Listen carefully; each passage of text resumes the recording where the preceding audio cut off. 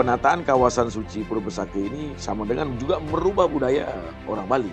Habis kencing siram, kan begitu. Budaya-budaya yang seperti ini kita menjaga bersama-sama. Pemerintah Provinsi Bali harus punya kiat-kiat membuat iklan-iklan pada masyarakat yang santai, melibatkan misalnya seniman-seniman, sosialisasi bagaimana caranya memelihara tempat ini dengan baik, kan begitu. Akan mengalami kemacetan itu. Nah, itu secara banyak juga kekurangan-kekurangan menuju ke Pura Besakih itu jalan diperlebar.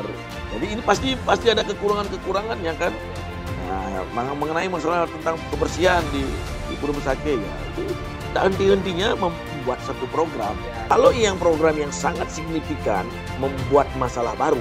Nah, ini ada program yang sudah berjalan tetapi timbul masalah baru, yaitu pembangunan dermaga segitiga emas yang ada di Sanur khususnya. Satunya di Sanur. Dia sudah buat megah, bagus. Satu, tidak ada atap. Yang kedua, yang paling terpenting itu tidak ada pagar. Itu bahaya kalau anak kecil. Itu keamanannya sangat bahaya sekali. Setiap hari adanya kemacetan yang sangat luar biasa di bypass, khususnya dari wilayah Padanggala itu menuju ke Nusa Dua. Karena apa? Karena mobil-mobil yang jemput tamu yang datang dari Nusa Penida, nah itu berjekal itu semua mobil kanan kiri. Jadi belum lagi yang mau masuk, waduh, benar-benar produk di sana. Padahal itu jika disentralkan dalam satu parkir, itu kan menjadi pendapatan baru bagi pemerintah provinsi, pemerintah Kota Denpasar barangkali untuk pengelolaan parkir mobilnya di sana.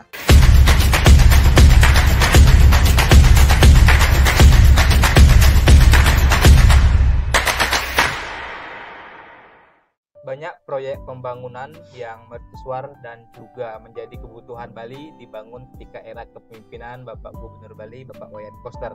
Dan Partai Hanura Bali salah satunya yang menjadi pendukung beliau pengusung juga beliau di pemilu 2018, terus mengawal kepemimpinan Bapak Gubernur Bali bersama Bapak Jo Aceh saat ini yang akan berakhir ya kira-kira di bulan September 2023. Tentu juga Hanura mempunyai catatan tersendiri terhadap hampir 5 tahun kepemimpinan Koster Aceh dan khususnya juga mengenai proyek-proyek pembangunan di era kepemimpinan Pak Koster.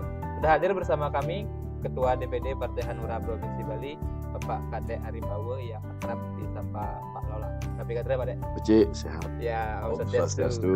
Ini kita tahu Pak Koster sudah banyak membangun, ada proyek-proyek mercusuar. Mungkin ada catatan dari Hanura sebelum beliau akan berakhir kira-kira 5 bulan lagi di bulan September. Tentu kita harapkan warisan kepemimpinan beliau pembangunan ini bisa memang bermanfaat untuk masyarakat Bali. Silakan Pak, ada catatan mungkin beberapa proyek-proyek dari mungkin Besakih yang baru Kari dari Turun Kabeh yang 26 April ini nginep, kemudian mungkin di Dermaga Sanur, Pelabuhan Segitiga Emas, kemudian ada PKB, ada proyek-proyek lain yang sedang berjalan seperti jalan tol misalnya dan sebagainya. Silakan Pak. Ya. Terima kasih. Sebelumnya saya ucapkan terima kasih dan selamat buat pemerintah Provinsi Bali, tentunya pada Bapak Gubernur Pak Wayan Koster. Tentunya banyak landasan-landasan yang dihasilkan oleh kepemimpinan beliau di era 5 tahun kepemimpinan sebagai gubernur di Bali, yang melahirkan yang sangat monumental sekali, yaitu tentang peraturan daerah pemerintah Provinsi Bali. Ya, yang sangat luar biasa dari penilaian saya Tentang desa adat ya. tentang desa adat, Salah satunya. itu yang sangat luar biasa. Dan sekarang kemarin juga baru-baru ini sudah disahkannya undang-undang Provinsi Bali. Dulu Perda nomor 4 ini kan tentang desa adat yang sudah berjalan, itu sebagai landasan. Ya, dan di dalam undang-undang itu juga diakui, desa adat diakui, itu juga menjadi perjuangan yang sangat bagus. Saya ucapkan terima kasih juga kawan-kawan yang sudah duduk di parlemen, yang sama-sama berjuang juga membantu pemerintah Provinsi Bali untuk berjuang di tingkat pusat. Nah, ada beberapa juga yang disampaikan tadi, masalah tentang pembangunan fisik yang dibuat oleh pemerintah Provinsi Bali. Salah satunya di Pura Besakih penataan kawasan suci Pura Besakih yang hampir kalau nggak salah hampir 1 triliun ya anggarannya 900 miliar sekian. Dan kemarin saya sempat ya artinya tangkil, muspe, melihat secara langsung bagaimana luasnya parkir, jadi nyaman. Ada beberapa juga yang perlu disampaikan kepada seluruh masyarakat, karena penataan kawasan suci Pura Besakih ini sama dengan juga merubah budaya orang Bali. Jadi yang datang ini kan dari sepelosok seluruh Bali ini, dari desa, berbagai desa seluruh Bali datang ke sana, dan budaya-budaya berbeda-beda. Dengan berbagai latar belakang masyarakat juga kan. Iya. Nah tentunya ini saya juga jangan sampai kita terpangku kepada pemerintah saja. Masyarakat pun sekarang dengan kecanggihan teknologi kan, bantulah pemerintah. Misalkan tangkil ke Pura Besakih, ya gunakan handphonenya, ya buat vlog, ya kirimkan ke masyarakat, oh begini, habis kencing disiram, kan begitu. Budaya-budaya yang seperti ini kita menjaga bersama-sama. Ya, karena sudah fasilitasnya sedemikian mewah, sedemikian megah, tentu sekarang tugasnya bersama-sama menjaga. Dan tugas kita itu untuk merawat diri sendiri.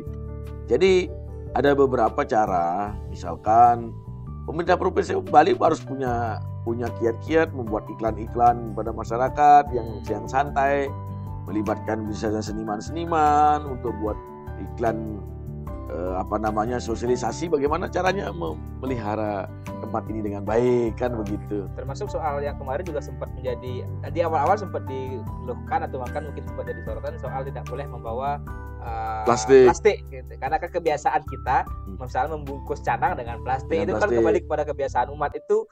Bagus ditata, tapi kan tidak semua tahu gitu. Mungkin seperti apa Pak Ketua harusnya? Itu sebenarnya itu kita kan di masing-masing jenjang kabupaten, provinsi itu kan punya dinas yang bertugas untuk mensosialisasikan tentang program-program info-infonya kan. Nah sekarang itu buat yang bisa sekarang kena kepada masyarakat kan ya lewat seniman-senimannya gitu loh, buat iklan, habis itu dibagi. Misalkan ini sekarang ada youtuber diundang, pemerintah Provinsi Bali mengundang youtuber Bali untuk bisa membantu pemerintah provinsi kan begitu, sambil buat konten. Buat konten dong di Besakih, buat konten dong di Segitiga Emas kan begitu. Nah sekalian dari buat konten itu ya tampilkan juga seperti apa harusnya menjaga tempat itu kan gitu. Nah itu khususnya di Pura Besakih. Memang kalau dari hasil yang sudah nyata kita lihat dan masyarakat Bali semua mengetahui bagaimana nyamannya kita parkir. Nah, tentunya kan dibarengi juga sekarang ke depan. Nah maksud saya mengevaluasi bukan mengevaluasi kerja yang sudah ada, tetapi tambahan-tambahan apa yang perlu dibuat. Nah kalau sekarang sudah parkir sudah kayak begitu, berarti kan ini jalan. Jalan menuju ke sana. Karena kemarin ketika libur weekend Sabtu Minggu termasuk pas libur Idul Fitri kemarin kan ramai juga orang sembahyang gitu pas cuci bersama. Itu macetnya dari Nongan Pesaban, dari daerah Bukit Jambol sampai ke Besakih itu jalan juga kan termasuk sempit di sana gitu. Bagaimana Pak Ketua? Termasuk dari kita mandi. Sebenarnya gitu. kalau dengan kecanggihan teknologi sekarang, begitu cepatnya masyarakat bisa membaca suatu pengumuman yang ada. Itu besok juga pemerintah provinsi, khususnya panitia penyelenggara lah, artinya panitia karya bisa membuat suatu program. Misalkan sekarang di tanggal ini kabupaten ini, di tanggal ini kabupaten ini, itu bisa dibandingkan kita semua numplak di hari yang sama. Jadilah seperti itu, toh juga kita yang akan mengalami kemacetan itu. Nah, itu secara teknis. Jadi yang manusianya diatur, artinya yang hidup diatur. Selain juga ya banyak juga kekurangan menuju ke Pura Besakih itu, jalan diperlebar. Nah bagaimana teknisnya ya kan itu pemerintah yang akan menganggarkan nantinya. Artinya program yang sekarang sudah ada dievaluasi kembali kekurangannya apa saja. Jadi ini pasti ada kekurangannya kan. Oke. Nah, mengenai masalah tentang kebersihan di Pura Besakih ya itu tak henti-hentinya membuat satu program. Ya, termasuk yang kemarin juga masih menjadi PR adalah soal penanganan sampah upakaranya. Sampah Itu upakaranya belum ada solusi yang betul-betul jitu karena juga belum bisa diolah juga. Nah, ini mungkin perlu waktu atau kalau sampah upacara itu kalau misalkan ada langsung di sana dibuatkan suatu tempat, langsung ada mesin pencacahnya di sana itu cepat terurai itu. Itu kalau punya yang namanya sampah upacara kan sangat luar biasa itu. Dibuatkan kompos yang paling luar biasa itu. Jadi perlu berbagai sisi itu. Sebenarnya kalau masalah sampah terus terang, pengalaman saya di DPD RI waktu menangani tentang undang-undang revisi undang-undang lingkungan hidup waktu itu tentang sampah. Itu kan banyak kegagalan-kegagalan di masing-masing provinsi itu, pemanfaatan daripada TPA untuk energi listrik itu banyak gagal. Nah, kalau di luar negeri kita dapat kunjungan, khususnya waktu itu saya ke Norwegia, itu pokoknya di antara kawan-kawan itu ada di 3 negara yang mengadakan kunjungan mengevaluasi penanganan sampah. Kalau penanganan sampah itu diserahkan kepada swasta. Paling tepat itu kesimpulan kita. Tetapi tetap kontrolnya pemerintah. Tapi diserahkan penuh dengan lebih profesional dia dalam hal penanganannya gitu kalau masalah sampah. Nah, kembali dengan program-program pemindah provinsi Bali yang sudah ada seperti Pura Besakih, sekarang yang perlu dievaluasi daripada program penataan kawasan suci Pura Besakih ini, satu, memberikan informasi kepada masyarakat tentang menjaga kebersihan itu sendiri. Jadi dalam bentuk iklan masyarakat. Ini sebenarnya masing-masing kabupaten harus peduli, anggarkan daripada dananya untuk membuat iklan itu. Habis itu yang kedua, masalah tentang pengaturan parkirnya. Nah, pengaturan parkirnya. Habis itu dari tempat parkir menuju pura. Nah, ini kan agak jauh ini. Jauh.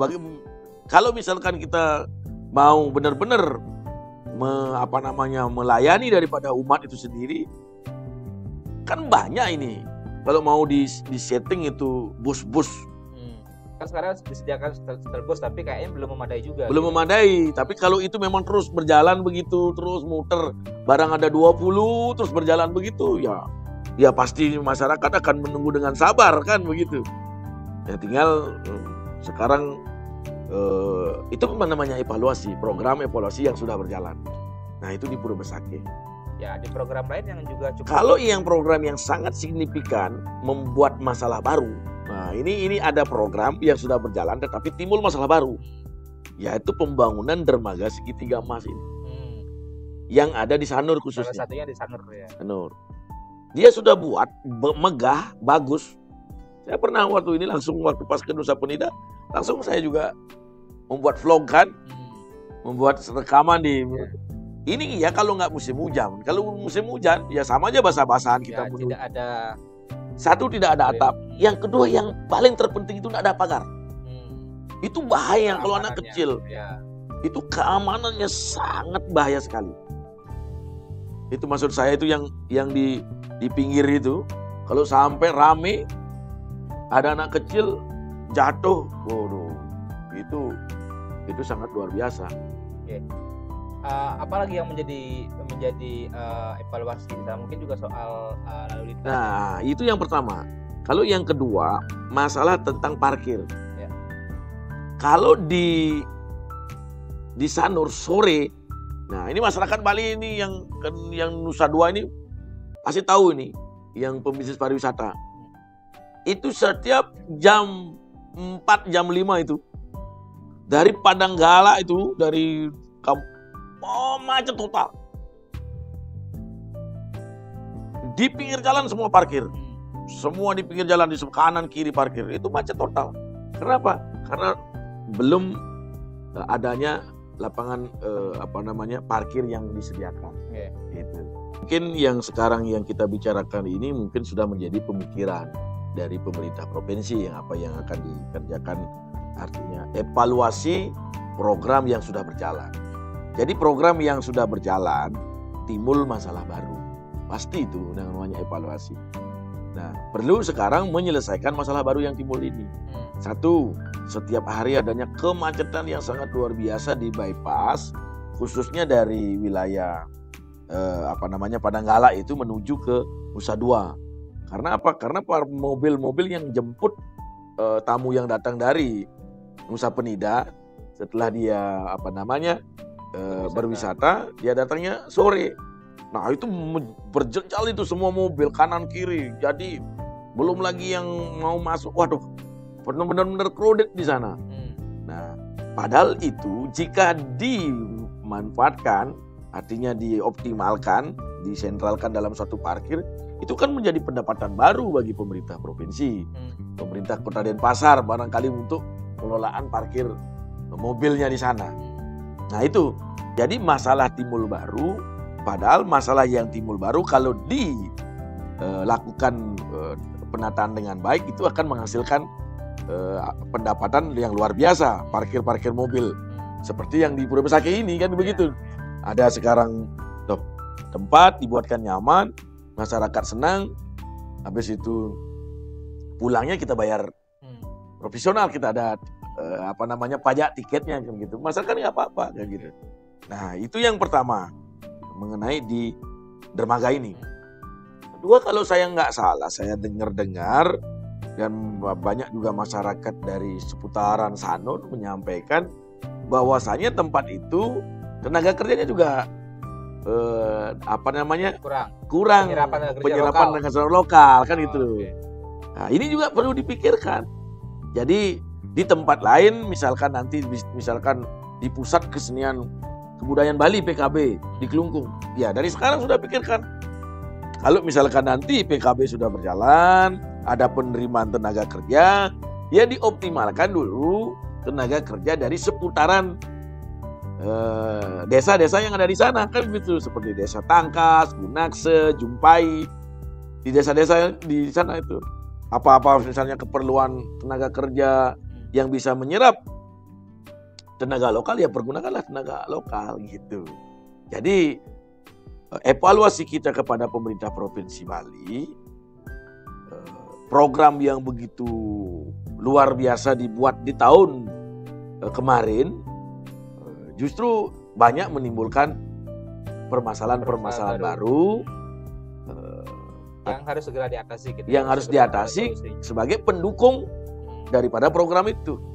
Jadi dermaga berarti faktor pendukungnya apa? Ya parkir mobil, sepeda motor, orang yang mau menyeberang, kan begitu. Tenaga kerja juga harus diutamakan. Tenaga kerja juga diutamakan. Habis itu keamanan yang paling terpenting ini belum terjadi nih. Nanti kalau jangan sampai setelah terjadi baru kelabakan. Terjadi pemadam kebakaran malah. Ya, yang paling terpenting itu adalah security, keamanan penumpang dari dermaga menuju ke kapal. Itu kanan kiri. Coba lihat. Kalau saya udah sering kok. Coba jangan jauh-jauh lah, di Batam lah. Menuju Singapura. Itu kanan kiri pagar. Pakai atap. Jelas itu. Itu keamanan dermaga memang begitu. Nggak seperti yang sekarang kelihatan keren, tapi security-nya nggak ada gitu. Artinya keamanannya itu kurang. Nah, perlu evaluasi. Ini kita bukan menyalahkan, kita mengevaluasi, melihat sebagai partai pengusung beliau, tentunya beginilah bahasa masyarakat di bawah. Nah, kita sebagai panjangan tangan, inilah gunanya partai kita, yaitu menyampaikan aspirasi masyarakat secara baik, tidak dalam hal menyalah-nyalahkan. Semua kesalahan itu siapapun pasti ada gitu. Dan memberikan masukan yang objektif, konstruktif, dan juga memberikan tawaran-tawaran solusi. Okay. Ya, menggunakan tawaran-tawaran kepada pemerintah provinsi. Kalau begini kira-kira gimana caranya? Untuk menyampaikan pesan kepada masyarakat dalam hal kebersihan di kawasan suci Pura Besaki. Saya kasih usulan, buatlah iklan-iklan yang agak misalnya santai, yang lucu atau bagaimana. Undang YouTuber Bali, habis itu suruh buat konten di kawasan Pura Besaki, sampaikan pesan. Oke. Ya, itu yang sekarang zamannya Oke. begitu. Nah, menjadi beberapa poin terakhir Pak Ketua. Ini kan beberapa bulan lagi kepemimpinan Pak Gubernur Bali Pak Wayan Koster bersama Wakil Gubernur Pak Aceh akan segera berakhir. Apa mungkin harapan Pak Ketua selaku Ketua DPD Partai Hanura Bali yang menjadi salah satu partai pengusung Koster Aceh di 2018 agar memang program-program mungkin ada yang memang belum tuntas bisa dituntaskan, atau tadi ada beberapa evaluasi mungkin bisa dievaluasi sebelum beliau berakhir masa Iya. kepemimpinan. Terima kasih. Sebenarnya kan hal-hal program-program yang sudah ada dengan evaluasi bisa dilakukan di tahun sekarang, tapi perlu juga Astungkare mudah-mudahan beliau bisa terpilih di periode yang kedua. Beliau akan melanjutkan daripada estafet pembangunan yang ada. Ada beberapa kekurangan kan, mudah-mudahan ini kan pemerintah Provinsi Bali khususnya dinas-dinasnya menonton podcast kita kan. Oh, jadi begini. Oh, perlu adanya. Apalagi ke depan ini ada program yang saya dengung-dengungkan dari dulu. Tentang masalah kereta kan. Itu kan Kereta cepat atau kereta lingkar Bali. Habis itu menuju pura-pura besar. Itu kalau kayak di sana lah. Di Korea Selatan dulu saya pernah di Seoul begitu. Titik-titik daripada wisata kita naik kereta keliling begitu kan, murah lagi. Nah, itu kan kemacetan juga nggak gini. Ya mudah-mudahan kan ke depan kan nggak mungkin hal tidak terjadi kalau kita ada mau kan membangun seperti itu. Nah, berlanjut lagi tentang program-program infrastruktur yang lain. Okay.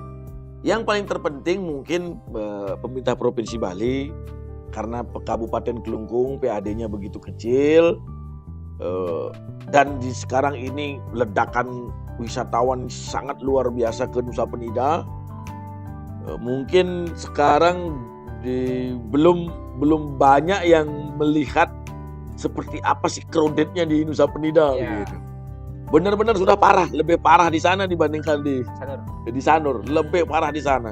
Kalau di sana macetnya tuh bukan macet gimana, berhenti karena jalannya kecil, orangnya banyak yang datang. Sekarang kalau orang banyak datang secara otomatis kan menyediakan transportasi, mobil itu otomatis akan makin banyak. Karena apa? Karena orangnya yang datang, wisatawan banyak ke sana. Nah, karena mobilnya bertambah tetapi jalannya tidak bertambah, kapasitasnya ya pasti akan macet total.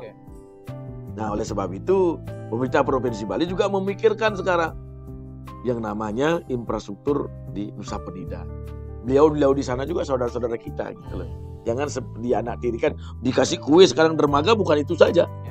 Nah, sekarang ini di daratan Nusa Penida ini perlu dipikirkan. Ya, gitu. apalagi pariwisata Nusa Penida kan didengung-dengungkan sebagai telur emasnya Bali gitu. Jadi memang ketika ingin telur ini menetas kan juga harus disiapkan kan, begitu istilahnya. Saya dulu punya pemikiran kalau mau buat infrastruktur jalan di Nusa Penida itu, saya dulu pernah loh yang namanya ide membangun infrastruktur tapak dare gitu.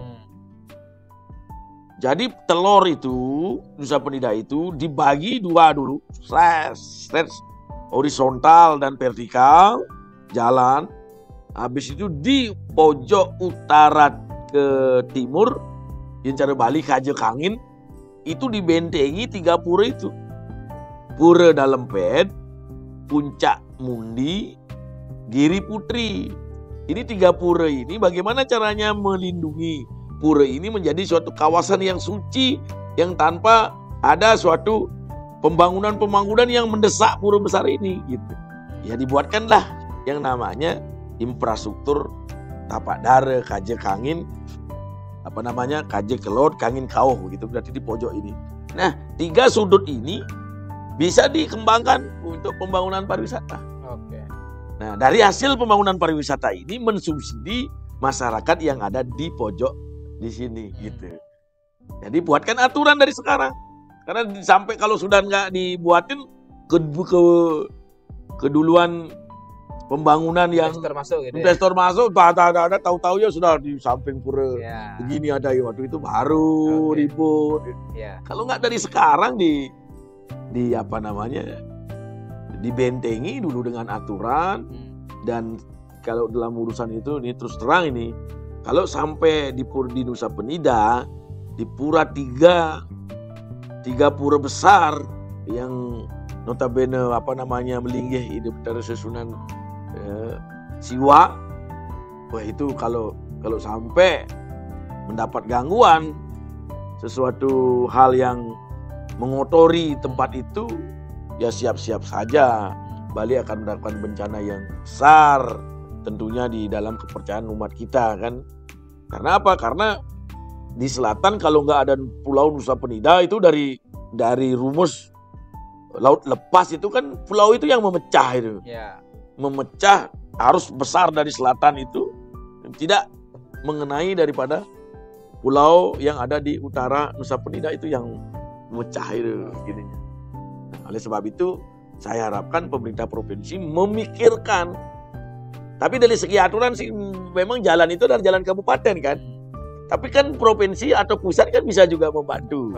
Membantu pendanaan untuk pembangunan jalan di Nusa Penida. Ya, oke. Mungkin terakhir Pak Ketua, closing. Apa lagi yang tadi kan evaluasi sudah, mungkin terakhir apa yang bisa dilakukan oleh Pak Gubernur di sisa-sisa waktu yang sekarang sehingga apa yang sudah ada, apa yang akan berjalan ini memang bisa berkelanjutan. Nah, kalau saya sih yang urgent, yang sekarang ini program yang sudah berjalan tetapi menimbulkan masalah baru. Diselesaikan secepatnya. Dan tanah juga, saya kira di sana sudah ada lahan-lahan provinsi. Lahan provinsi yang sudah ada sementara itu dipergunakan untuk menampung daripada parkir ini jangan di pinggir jalan. Iya. Oke. Iya. Nah, misalkan kalau polisi gitu menindak, nggak bisa karena tempat untuk dia parkir nggak disediakan gitu loh. Oke. Nah, kalau sudah disediakan tempat parkirnya sudah disediakan di sini menampung sekian mobil, masih ada yang membandel, itu baru polisi mengambil tindakan gitu loh. Karena fasilitasnya sudah disediakan. Nah, kalau sekarang kan memang belum ada, makanya tetap seperti itu. Nah, kita itu juga menjadi PR, mudah-mudahan didengar oleh Pak Gubernur sebelum beliau mengakhiri masa jabatan periode yang pertama, dan tadi Pak Ketua berharap akan dilanjutkan ke periode kedua. Kita tunggu saja kepercayaan masyarakat Bali untuk memberikan dukungan kepada Pak Gubernur Wayan Koster atau mungkin bersama Pak Cok Aceh nantinya untuk kepemimpinan beliau yang kedua kalinya. Terima kasih Pak Dek. Terima kasih Suksema. Pak Ketua DPD Partai Hanura Provinsi Bali. Kita akan sambung perbincangan kita di kesempatan berikutnya. Terima kasih. Terima kasih. Om Santi. Om Santi.